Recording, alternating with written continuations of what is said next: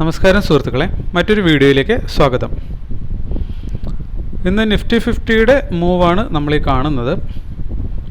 നമുക്കിവിടെ കാണാം, ഡേയിൽ ഫസ്റ്റ് ടൈം ഇത് ഒരു ഹൈ വെച്ചു, അതിനുശേഷം ലോയിലേക്കൊരു റീടെസ്റ്റ്, പിന്നീട് അത് കൺസോൾട്ടേറ്റ് ചെയ്യുന്നു. ഈവനിങ് ലാസ്റ്റ് അവറോടനുബന്ധിച്ച് മാർക്കറ്റ് വീണ്ടും ഹൈയിലേക്കൊന്ന് ടച്ച് ചെയ്തതിന് ശേഷം അവിടെ നിന്ന് വലിയൊരു ഡൗൺഫോളാണ് തന്നേക്കുന്നത്. അപ്പോൾ ഒരു 196 പോയിൻറ്റിൻ്റെ ഡൗൺഫോൾ എന്ന് നമുക്ക് പറയാം. അപ്പോൾ ഒരു 0.8% മൂവ് ഇന്ന് മാർക്കറ്റ് നിഫ്റ്റി 50 നടത്തിയിട്ടുണ്ട്. അപ്പോൾ ഇനിയിപ്പോൾ അടുത്ത ദിവസം മെയ് 1 തീയതി, ആക്ച്വലി മെയ് 1 തീയതി നമുക്കിവിടെ കാണാം മാർക്കറ്റിന് ഹോളിഡേ ആണ്. അപ്പോൾ നാളെ ട്രേഡില്ല. നാളെ വ്യാഴാഴ്ച, നെക്സ്റ്റ് ഡേ വെള്ളിയാഴ്ച, ഒരു ദിവസമാണ് ഇനി ട്രേഡുള്ളത്. അപ്പോൾ ഏകദേശം യുദ്ധസമാനമായ ഒരു അന്തരീക്ഷത്തിലാണ് ഇന്ത്യ അതിർത്തി ഉള്ളത്. അതുമൊക്കെ മാർക്കറ്റിനെ വരും ദിവസങ്ങളിൽ ഒരുപക്ഷെ സ്വാധീനിക്കാൻ സാധ്യതയുണ്ട്. അപ്പോൾ നമ്മൾ ഇന്ന് ട്രേഡ് എടുത്തത് കുറച്ച് വൈകിട്ടാണ്. നമുക്ക് ആ ട്രേഡ് ഒന്ന് ചെക്ക് ചെയ്ത് നോക്കാം.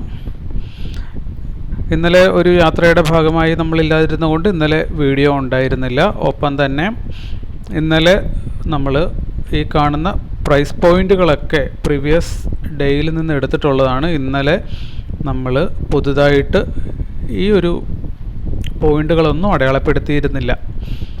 അപ്പോൾ മാർക്കറ്റ് കാലത്തെ സ്റ്റാർട്ട് ചെയ്തു. നമ്മൾ BPSലാണ് ഇന്ന് എൻട്രി എടുത്തത്.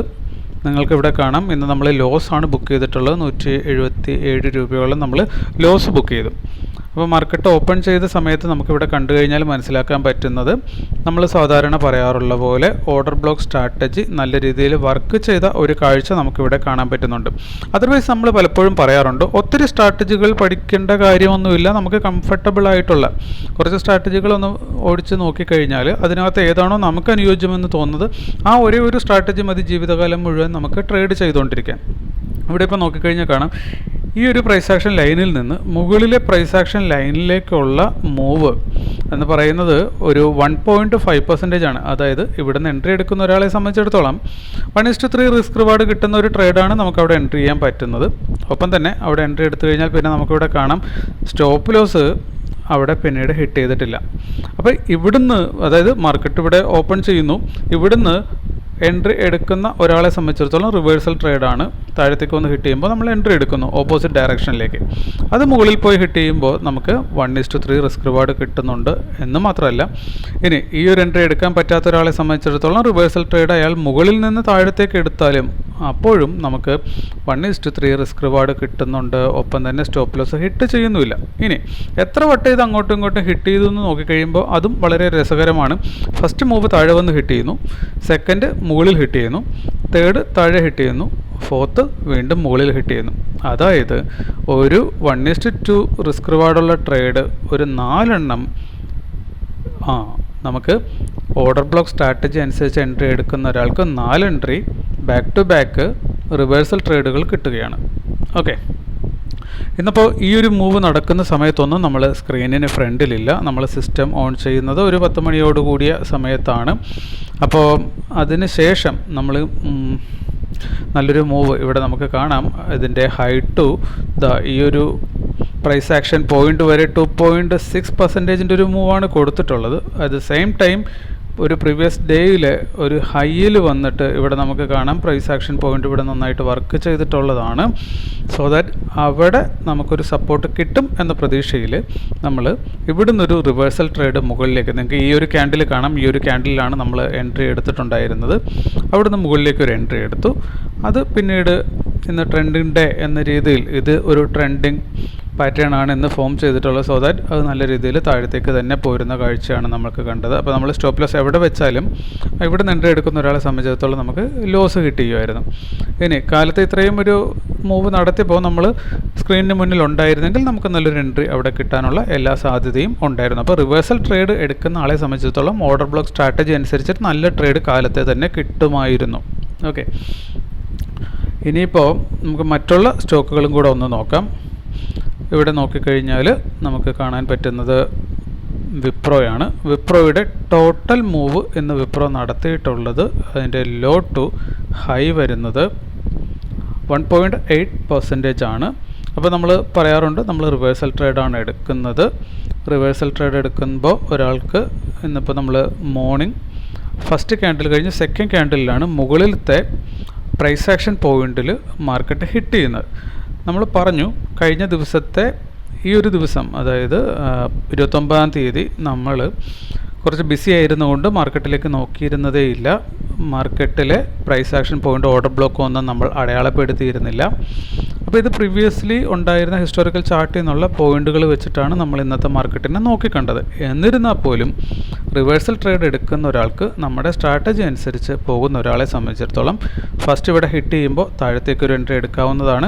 താഴത്തേക്ക് 1.6% മൂവാണ് നെക്സ്റ്റ് ഓർഡർ ബ്ലോക്കിലേക്ക് അത് കൊടുത്തിട്ടുള്ളത്. അതായത് 1:3 റിസ്ക് റിവാർഡ് കിട്ടുന്നൊരു എൻട്രി അവിടെ കിട്ടുമായിരുന്നു. ഇനി ആ ഒരു ട്രേഡ് എടുക്കാൻ പറ്റാത്ത ഒരാൾക്ക് താഴത്ത് വന്ന് ഇവിടെ ഹിറ്റ് ചെയ്യുമ്പോൾ നമുക്കിവിടെ കാണാം 2:30 കൂടിയാണ് അത് താഴത്ത് വന്ന് ഹിറ്റ് ചെയ്തേക്കുന്നത്. അവിടെ ഹിറ്റ് ചെയ്യുമ്പോൾ മുകളിലേക്ക് എൻട്രി എടുത്താലും 1:2 റിസ്ക് റിവാർഡിൻ്റെ ഒരു ട്രേഡ് അവിടുന്നും കിട്ടുമായിരുന്നു.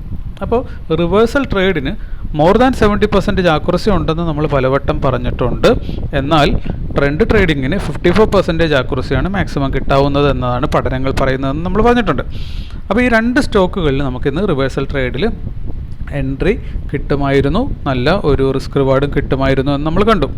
ഇനി ONGCയിലേക്ക് നോക്കിക്കഴിഞ്ഞാൽ ഇവിടെ നമുക്ക് കാണാം ONGC ഫസ്റ്റ് മൂവ് തന്നേക്കുന്നത് ഇവിടെയാണ്. നമ്മൾ പ്രൈസ് ആക്ഷൻ പോയിൻ്റ് വരച്ച് മാർക്ക് ചെയ്തിരുന്ന അവിടെ വരെ അത് ഹിറ്റ് ചെയ്തിട്ടില്ല. അവിടുന്ന് താഴത്തേക്ക് ഫോളോ ചെയ്തു, താഴത്ത് വന്നതാ ഇവിടെ ഹിറ്റ് ചെയ്തിട്ട് ഈ പ്രൈസ് ആക്ഷൻ പോയിൻ്റ് എന്നൊരു റിജക്ഷൻ. അപ്പോൾ ഇവിടെ നമ്മൾ എൻട്രി എടുക്കുകയാണെങ്കിൽ അത് പറയുന്നതിന് മുമ്പ് ഒരു പോയിൻ്റ് ഇവിടെ പറയാനുണ്ട് കേട്ടോ, നമ്മളത് വിട്ടുപോയതാണ്. ഫസ്റ്റ് ക്യാൻഡിൽ ഓപ്പൺ ചെയ്തേക്കുന്ന ഏകദേശം ഇവിടെയാണ്. താഴത്ത് വന്ന് പ്രൈസ് ആക്ഷൻ പോയിന്റിൽ ഹിറ്റ് ചെയ്തു, അതിനുശേഷം അത് മുകളിലേക്ക് നല്ലൊരു മൂവ് നടത്തിയിട്ടുണ്ട്.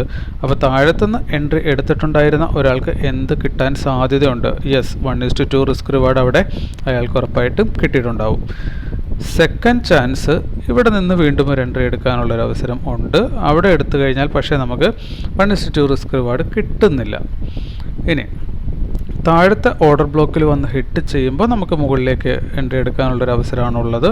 ഇവിടെ നിന്ന് എൻട്രി എടുക്കുന്ന ഒരാൾക്ക് അവിടെയും 1:2 റിസ്ക് റിവാർഡിലേക്ക് എത്തുന്നില്ല എങ്കിൽ പോലും അയാൾ ക്ലോസ് ചെയ്തേക്കുന്നത് ലോസിലല്ല, പ്രോഫിറ്റിൽ എക്സിറ്റ് ചെയ്യാനുള്ള അവസരം അവിടെ ഉണ്ടായിരുന്നു.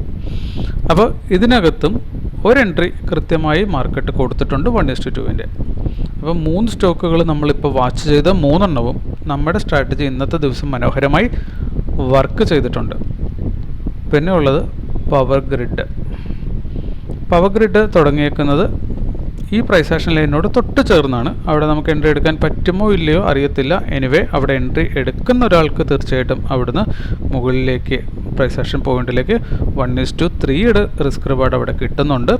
ഒപ്പം തന്നെ മുകളിലത്തെ പ്രൈസ് ആക്ഷൻ ലൈനിൽ ടച്ച് ചെയ്യുമ്പോൾ താഴത്തേക്ക് എൻട്രി എടുക്കുന്ന ഒരാൾക്കും സ്റ്റോപ്പ് ലോസ് ഹിറ്റ് ചെയ്യാതെ തന്നെ അയാൾക്കും താഴത്തേക്ക് 1:3 റിസ്ക് റിവാർഡ് വീണ്ടും കിട്ടുന്നുണ്ട്.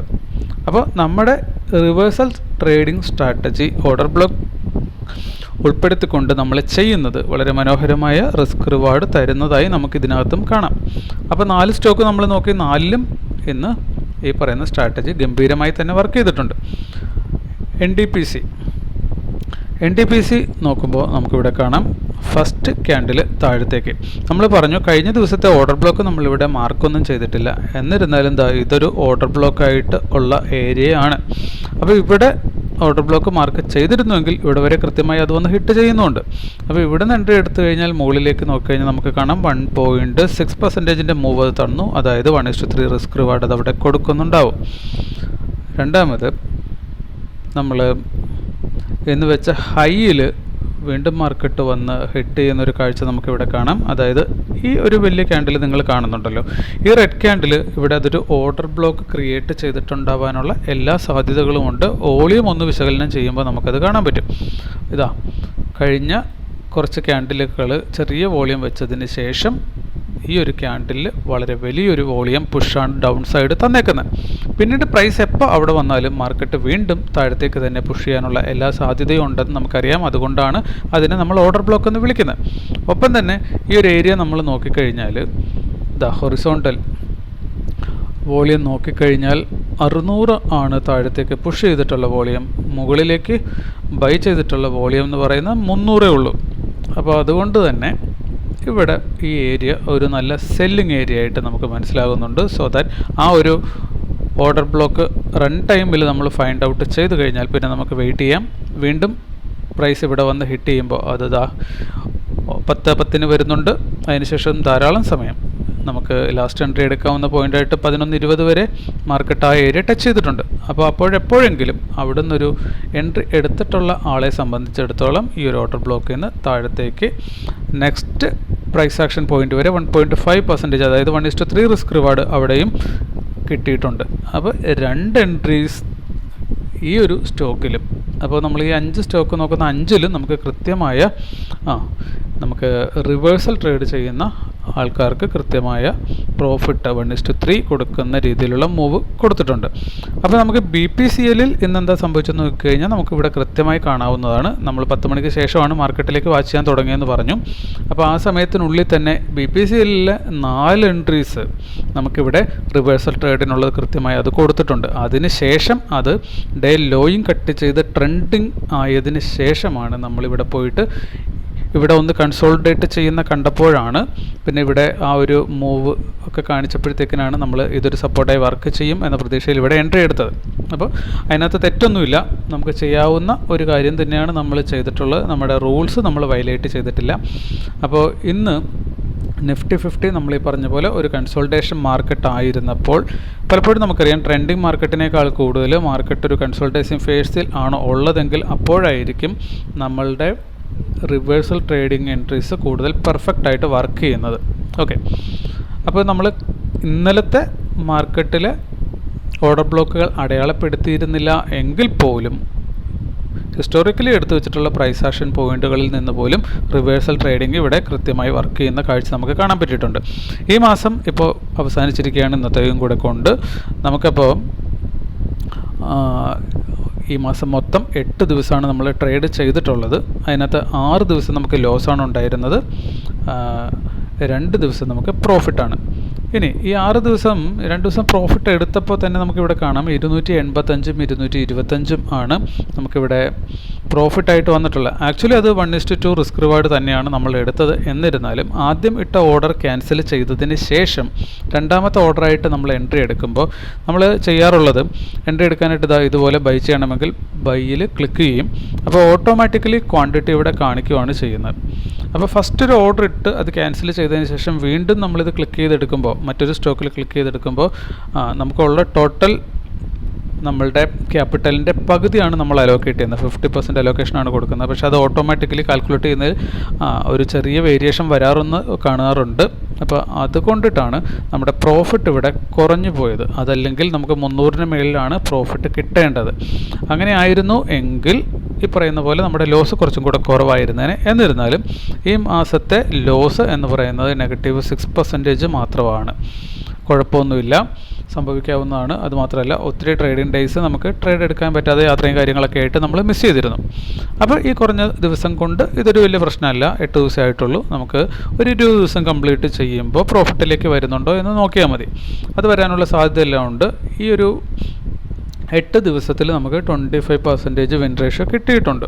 വന്നോളും. നമ്മളിപ്പോൾ പണ്ട് ചെയ്തുകൊണ്ടിരുന്നപ്പോൾ സംഭവിച്ചിരുന്ന പോലെ വലിയ മാനസിക പ്രശ്നം നമുക്കിപ്പോൾ ഇല്ല. അതേപോലെ തന്നെ നമ്മൾ തെറ്റുകളൊന്നും ചെയ്യുന്നില്ല. നമ്മൾ വളരെ ഡിസിപ്ലിനായിട്ട് ഇപ്പോൾ ട്രേഡ് ചെയ്യാൻ പറ്റുന്നുണ്ട്. അപ്പോൾ അതുകൊണ്ട് കുഴപ്പമൊന്നുമില്ല. ഇനിയിപ്പോൾ നമുക്ക് ഈ ഇട്ടേക്കുന്ന പ്രൈസ് ആക്ഷൻ പോയിന്റുകൾ കൂടാതെ ഇന്നത്തെ മാർക്കറ്റിനെയും കൂടെ വെച്ചിട്ട് നമുക്ക് നാളത്തേക്കുള്ള ഓർഡർ ബ്ലോക്കും കൂടെ ഒന്ന് ഫൈൻഡ് ഔട്ട് ചെയ്ത് വെക്കേണ്ടതുണ്ട്. അത് കഴിഞ്ഞാൽ നമുക്ക് അടുത്ത ദിവസത്തേക്കുള്ള ട്രേഡ് എടുക്കാവുന്നതാണ്. അപ്പോൾ ഇന്നത്തെ വീഡിയോ ഇത്രയേ ഉള്ളൂ. മറ്റൊരു വീഡിയോ ആയിട്ട് നമുക്ക് അടുത്ത ദിവസം വീണ്ടും കാണാം. Okay, thank you.